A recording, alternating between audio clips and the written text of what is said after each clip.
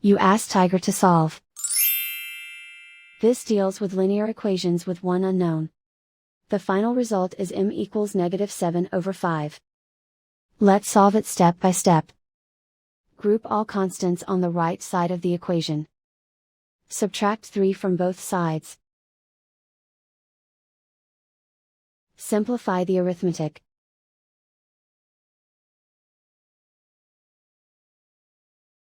Isolate the m. Multiply both sides by inverse fraction 7/10.